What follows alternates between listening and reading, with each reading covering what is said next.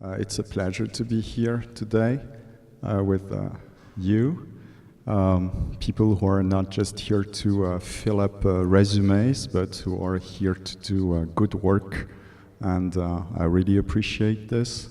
I also feel honored to be in the company of colleagues who are leaders in promoting eco-criticism. I'm thinking of Scott, for example, or Joni.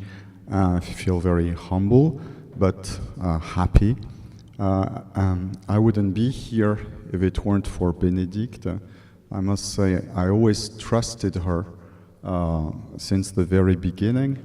I knew she could do it.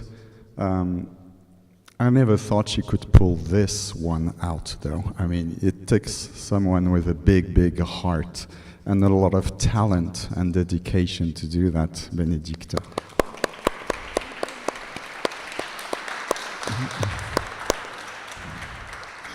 And the funny thing is that it also has to do with Linda Hogan, because I think it was 7 years ago, Benedicta gave me a book by Barbara Kingsolver, Prodigal Summer. Read this, she said. And I gave her a book by Linda Hogan. I think it was Sightings, and I told her, read this.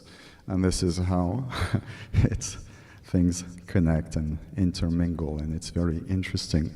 So, anyway, I turn homeward, wandering is my way of responding to the call for this conference, which to me sounded a charmed note in the often apocalyptic discourse in which we hear many calls for environmental awareness. Yet, and the question has been asked already, is enchantment what we need?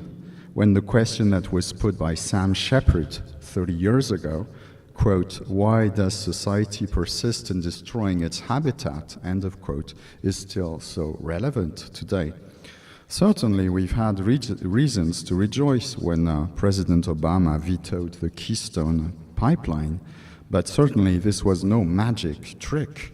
The veto followed years of grueling demonstrating, organizing, litigating, lobbying in this real and sometimes ugly world, not in Wonderland. Can you hear me okay? Is this okay? Because there's a sort of booming. I hear a booming. Do you hear it too?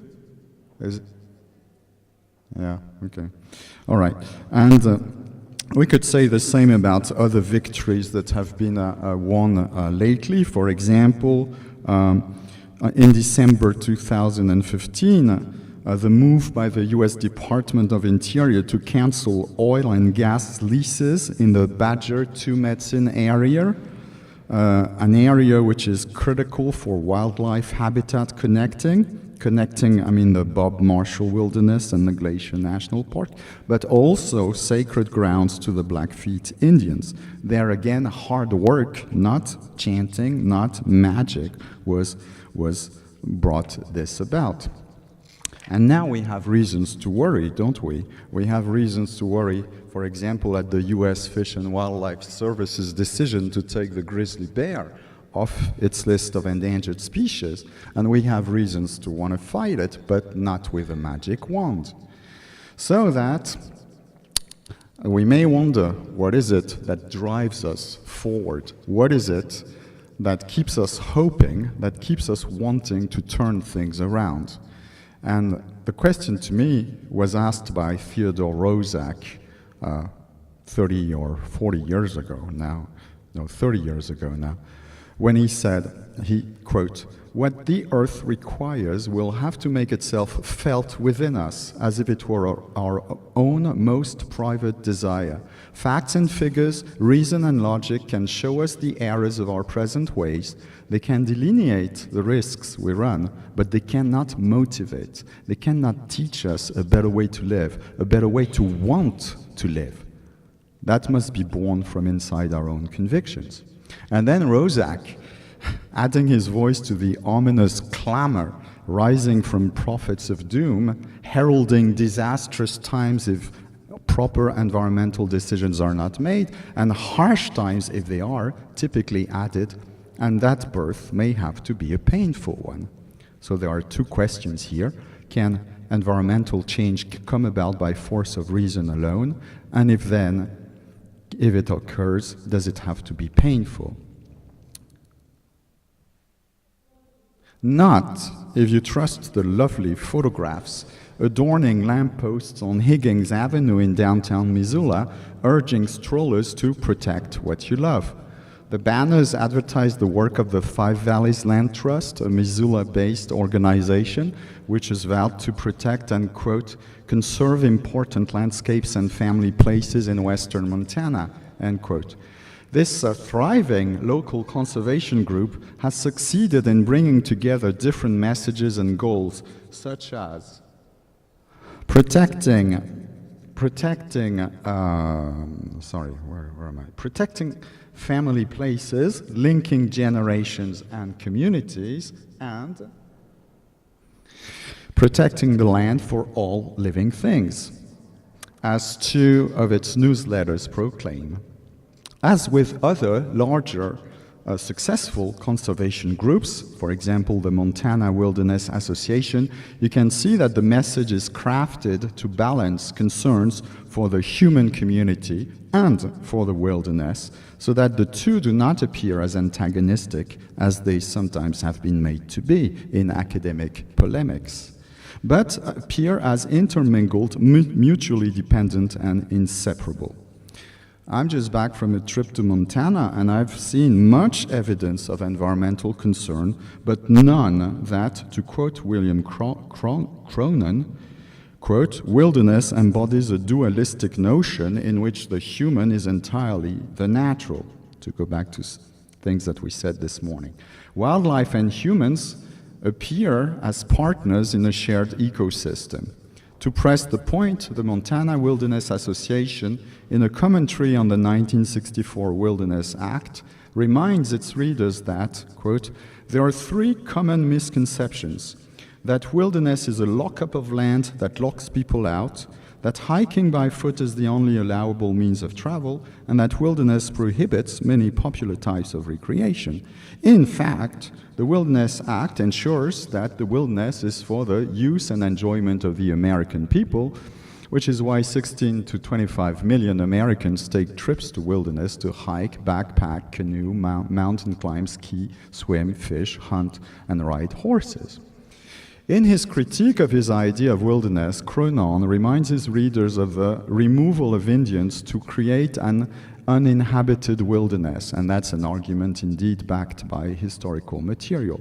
Yet today, many tribes have taken up environmental causes, which to them double up as struggles for sovereignty rights, cultural heritage, and spiritual practice. The example which I gave just before of the defense of the Blackfeet sacred ground on the Badger 2 Medicine area is one case in point. I quote the Montana Wilderness Association: the Blackfeet Tribal Business Council, the Tribal Historic Preservation Office, the Blackfoot Confederacy, the Montana-Wyoming Tribal Leaders Council, and the National Congress of American Indians have all gone on record in opposition to the oil and gas development in the Badger. The Badger is the sacred home to the Blackfeet creation story and a vital link between the history and future of Blackfeet society. We have many examples, right, of similar converging of struggles for sovereignty and struggles for conservation. For example, last year, the Confederated Salish and Kootenai tribes won back control of the Kerr Dam on their reservation. Even more recently, they just moved towards acquiring management of the National Bison Range Wildlife Refuge, which was previously managed by the federal government on tribal land. So we see that protection of environmental resources meet with tribal sovereignty interests. In addition to this, both the bison and water, to take these two examples, are highly valuable cultural and spiritual elements to the tribe.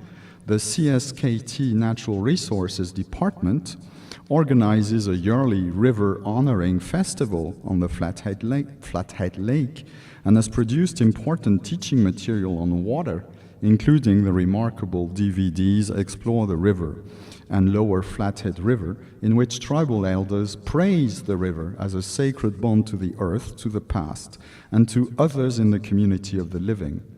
Vernon Finlay, an elder from the Kootenai Cultural Committee, recalls how for old-timers, traveling down the river was not, quote, just a way of getting from one place to another, but a spiritual statement about the way you carry yourself on this earth. End of quote. It was also a way to connect with the whole of nature, quote, the water, the trees, every different tree, every different grass, the wind itself had songs, and each of us has the ability to hear those songs, end of quote. So a sense of the sacred does not preclude a hard-headed political action through effective organizing and expert litigating. Rather, it feeds and guides it in this case. The opposition of numerous tribes to the current proposal by the US Fish and Wildlife Service to remove grizzly bears from the federal endangered species list is another such example of a converging of environmental concerns and tribal cultural politics involving spiritual values. The Blackfeet Nation, again, the Hopis, the Shoshone, many other Western tribes have petitioned the US government to sit on the federal committee due to review the delisting proposal, and they have vowed to fight it on account of the spiritual significance of bears in their culture. Again, spirituality, sovereignty, ecology are intertwined. In the Native American battle for the bears, social and political action is fueled by an urge to protect a powerful source of spiritual inspiration. But is there a non-native way of doing this? 2 of the 5 Valleys Land Trust 2012 quarterly publications carry epigraphs quoting Gary Snyder and Tim Linehan.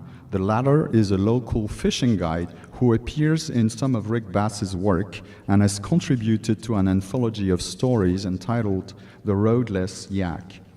Gary Snyder's poem, Hay for the Horses, is a tribute to a farmer. Tim Linehan's piece features a bald eagle swooping down on a duck. Again, the balance between the human and the wild is calculated, and this throughout. Quote, thriving wildlife communities, like thriving human communities, need vast and connected habitat to survive. As if echoing the call for this conference, the image of the eagle splash landing on the pond is described as a moment of enchantment. Quote, the wonder and beauty of this moment captures well the complexity and amazement that comes with living in a place where we encounter wild creatures in our daily lives. I think everything is in there. Maybe I should stop my paper. The wonder and beauty, the complexity and amazement, the encounter with wild creatures in our daily lives. This sentence brings to mind many other lines, at least to me, from nature writers for whom the word wonder actually seems best fitted to describe the effect produced by a human encounter with the non-human lives. Its inhabitants, their languages, their worldviews, their ways of being in the world, or better, their worlds, following Agamben's idea in L'Aperto, l'uomo e l'animale, himself following Jacob von Wexkull, in thinking that each organism lives in a different perceptive world. Wonder, in that case, seems to me, describes the feeling aroused by the unlikely encounter in a common space of 2 different beings despite their living in distinct perceptive spaces. Access to that common space, and this was touched upon already this morning, however, is only granted to humans when they can, if they can, momentarily relinquish their own perceptual schemes, that is, the cognitive frames through which they map their own worlds and which hold them captives to these worlds. Or, to quote David Abram, who really is the authority today, to those of us who, quote, make our stand along the edge of that civilization, like a magician, or like a person who, having lived among another tribe, can no longer wholly return to his own. Wonder is a breach in the cognitive process and the opening of an other cognitive path towards another more inclusive social model in which humans and non-humans can coexist. It's as simple as that. And if they are to coexist, each of their vast and connected habitat must connect as well as their many various languages. Common ground then must and can be found, and this is where some form of wonder is called upon.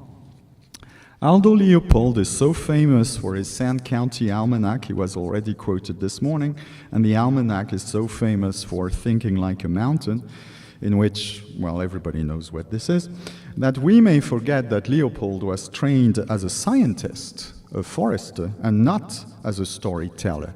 The aim of the Almanac is clear, promoting a land ethic. But the adequate means to bring about such change is not as easy to come by. Scientific knowledge is important.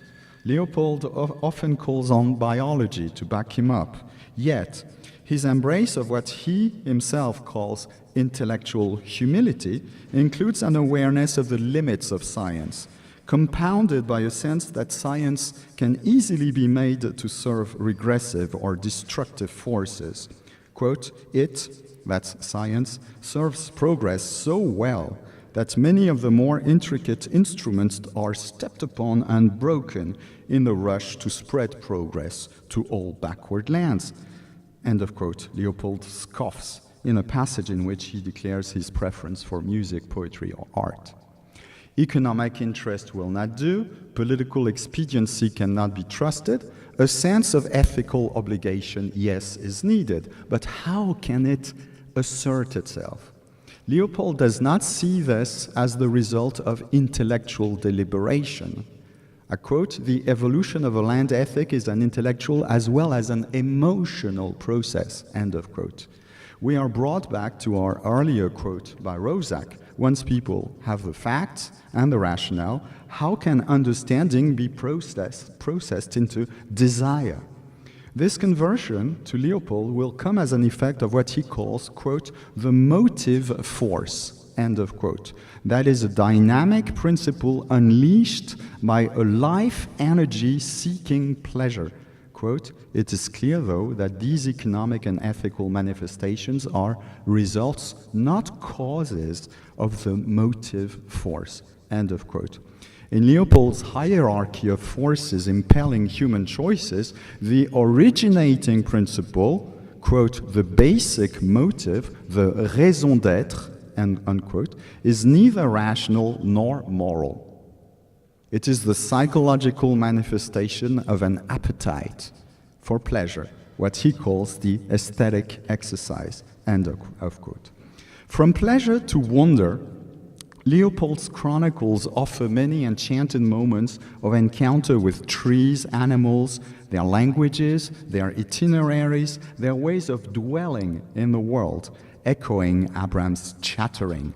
Quote from Leopold, there is much small talk and neighborhood gossip among pines, he writes, and then confesses, the chit-chat of the woods is sometimes hard to translate, end of quote. Or, like people, my animals frequently disclose by actions what they decline to divulge in words. It is difficult to predict when and how one of those disclosures will come to light, end of quote. The almanac yields a rich crop of anecdotes in which Leopold's animals are shown to have their own territories, their own charts and systems of navigation, forms of knowledge, perceptions, languages, feelings, familiar enough to be approached, yet strange enough to resist translation. This effect of familiar unfamiliarity is reinforced by Leopold's choice to focus on small creatures. Mouses, rabbits, oh sorry, that's not the right one. Where is it? Mouses, that's my small creature. Mouses, rabbits, where am I? Small animals, and chief among his birds, chickadees. Contrary to what we may brought to think by the wolf story, Leopold's ecological lessons are not usually delivered by impressive predators, but by familiar trees and by the small nations of the fields and the woods, presented to the readers as next of kin. Quote, he, that's the rabbit, almost insists that some salads be preconditioned before he deigns to eat them. Or, if the chickadee had an office, the maxim over his desk would say, keep calm, end of quote. Such anthropomorphizing serves an attempt to reach out to an audience larger than wilderness lovers, one of nature lovers who may identify with the friendly farmer rather than the extreme backpacker. Yet, this is held in check by a concern not to invade the animal's territory. No matter how close he tries to get, Leopold is careful to refrain from appropriating the animal's world, from reducing him to an object of study, eliminating his right to otherness and agency, and denying his privacy. The tension between the quest for common ground and the recognition of difference again generates wonder. Wonder, again, is the wavering, uncertain meeting ground opened up by communication despite cognitive dissonance and ethical distance. It is what Leopold's narrator is left with after tracking a skunk in the thawing snow on a warm January day. Then, seeing how the track leads to a woodpile, decides to stop, turn back, and leave the animal alone. Quote, I wonder what he has on his mind. What got him out of bed? I hear the tinkle of dripping water among the logs, and I fancy the skunk hears it too. I turn homeward, still wondering. The scene dramatizes a fine tension between the yearning to know and the obligation to respect, the longing to capture and the need to let go. In the process, discrete knowledge is gained from tracking, not direct observation. Some contact is envisioned and reserved, enough to briefly jolt the observer from his world, granting him a fleeting glimpse of a life which he may never really know, before returning him to his own devices, returning him back yet indelibly marked. I turn homeward, still wondering. The story ends. This is the end of the story. The story ends on an open, hazy image, which then dissolves into a blur. The blurring signals both an ontological choice and an ethical position. As Rick Bass puts it in the book of Yak, quote, there can be just as much power in restraint as there can be in the desire to shape, manipulate, alter, or impose. Certainly, the ability to connect with the other without suppressing her or his otherness calls for restraint. For Bass, this may involve a decision not to name. Quote, I am reminded now of how Native Americans never said the names of either the dead of their respected woodmates. For the same reason, I will not speak the name of this mountain. End of quote. The art of restraint and respect also manifests itself in narrative hesitations of the sort perhaps or perhaps not, typical of Bass, or questions jutting out of the text and left unanswered, as well as countless stories of vanishing tricks. Quote, I had hoped to see him again the next time I went up the mountain, but I never did. I never saw that coyote again. End of quote.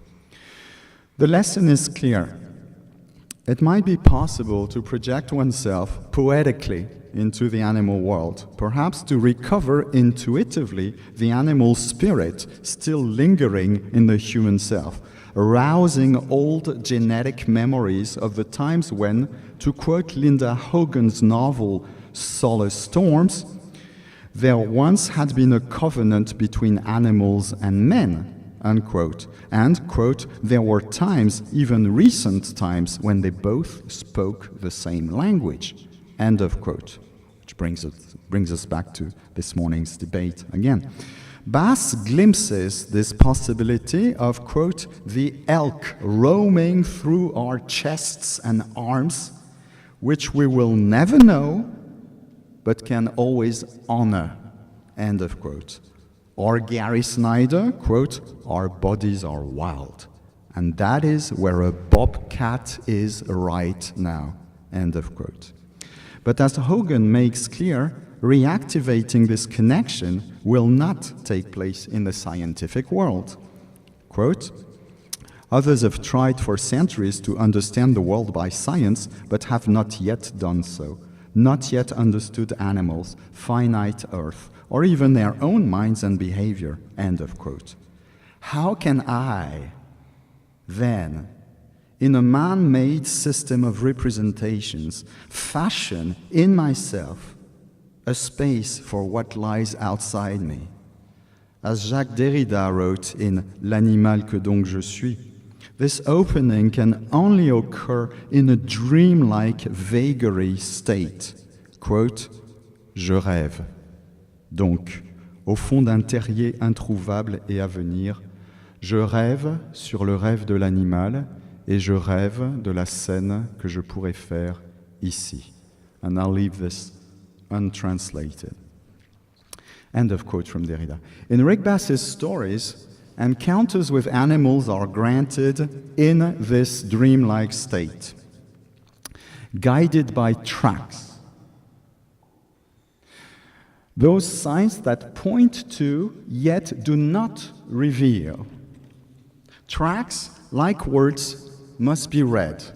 Like words, no matter how long and deep they have stayed in the land, no matter how much of the land and climate has seeped into them, as the writer, sitting at his cabin's window, lets himself, quote, filter the wilderness, unquote, that's Bass, imbibing information from the landscape while, quote, trying carefully to follow the path of my own sentences as if trailing the tracks of some elusive quarry through the woods, end of quote.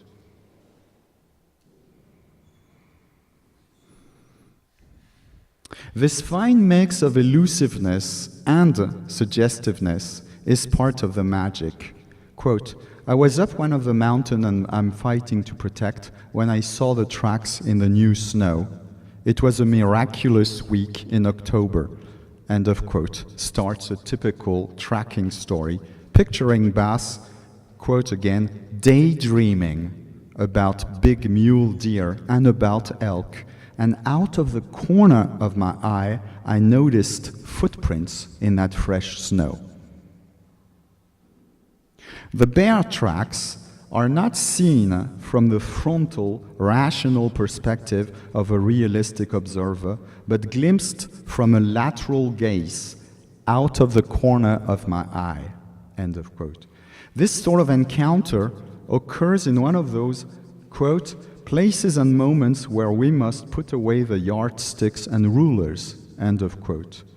As is the case too in the Lost Grizzlies, only in the dream world can it occur. A world activated by forces, quote, deeper than physics and a way of thought older than measured time, less primitive than the rational present, to quote Linda Hogan again. This is a world of matter, vibrant matter to be sure, quote, quasi-agents or forces with trajectories, propensities, or tendencies of their own, end of quote. Live, teeming, tangled matter. One should add with the yak wilderness with a pulse and rhythm of its own, communicated to the writer's body as outdoors activities impel an organic synchronicity wedding muscle and wood, breath and branches, foot and hoof, which then transpires into the narrative, a narrative wedded to the hidden text. That's a quote, quote, the hidden text on the living canvas or tablet of the marsh, end of quote, momentarily scripted by the wind. Stacy Alamos, I'm quoting her too, notion of transcorporeality, which was already quoted this morning, as a, quote, materialistic and post-humanist sense of the human as substantially and perpetually interconnected with the flows of substances and the agencies of environment comes to mind here, as well as Scott Knickerbocker's rematerializing the text in a, quote, sensuous poesis, unquote, grounded in a materiality seen as a network of active relations. Serena Jovino and Sir Peel Opperman's new materialism also comes in handy here. Quote, discursive practices interact and are coextensive with material processes in the many ways the world articulates itself, end of quote. And I must say, most of those quotes would not have been available if Scott Slovic was not doing the work of publishing this wonderful review. Where am I? Yes, I would like to quote all of those who are doing work here in trying to articulate ways in which we can think out the connecting of human thinking with the non-human world, but of course it's impossible. So I'm moving back to Rick Bass. Rick Bass moving into this weaving of organic matter and meaning in a language humans can absorb. Rick Bass is moving there as he lowers himself into the hollow he has chosen to dwell in, tuning in to the dense, quote, dense rhythmic layering of substance and meaning, the substance of a thing creating its meaning, and then that meaning creating another similar substance. This is a narrative of re-inhabitation, as the term was coined by Wendell Berry and elaborated on by Gary Snyder, for whom the process may come, quote, with the rational and scientific realization of interconnectedness and planetary limits, but is so physically and intellectually intense that it is a moral and spiritual choice as well, end of quote. With Bass, too, re-inhabitation calls for strenuous and sensuous friction, a rubbing, scraping, grueling, gurgling engagement with the land, which takes the practitioner closer to mystical connection than intellectual elaboration. If this is theory, it is ground theory, to quote my friend and colleague David Moore in his book, That Dream Shall Have a Name. In the wild marsh, this takes the form of rituals, which may seem utterly senseless to the rational mind. For example, hauling small buckets of water to a gigantic fire all night long, and eminently humble, for example, bringing the dweller down on his knees, as when endlessly and pointlessly, at least again from a rational perspective, pulling off invasive weeds. Quote, dozens of hours spent on hands and knees, in ultra-close proximity to the ground, grubbing and pulling as a kind of sacrament or insignificant tithing or even a modest kind of prayer. Lowering oneself also reorients the gaze down from a commanding view of landscape to a grazing, tangled, blurred close-up, favoring, again, epistemological humility. The toiling, sweating body can mingle with the land while weakening the mindset, weakening the mechanisms that field and shield the sense of an ideal theoretical self, separated from the world, bringing the dazed earth dweller to an exhausted trance that lets in the world. Quote, "We'll run ourselves ragged, and perhaps in this exhaustion we will reach the dream state, the descent or immersion that is required of the season after all." End of quote. Quote, again, from Rick Bass, it's the end. "It's magic. There's no other word for it, no way known to explain it." End of quote. That's from the introduction to the Book of Yak, in which Bass tries to describe both the process of writing and his connection to the nature of his valley. "I love the symphony and magic of the deep woods best. And then in the wild marsh, who needs any more magic? Who needs any more magic? Isn't it already everywhere? In every stirring of a taut and full world?" Beside an awareness of the effects of framing, as George Lakoff would have put it, I have tried to suggest that there are rational and ethical reasons to try and make space in environmental thinking for a poetics of enchantment. From a non-Western perspective in which myth still operates as an effective mode of thinking, that bond, the bond with the non-human, can be envisioned as normal. However, from a Western perspective, influenced by centuries of rational oppositional thinking, this sort of connection or reconnection calls for a suspension of reason, a flash of enchantment that leaves us wondering. Who needs more wonder, more magic? I do, and I wonder about you. Thank you.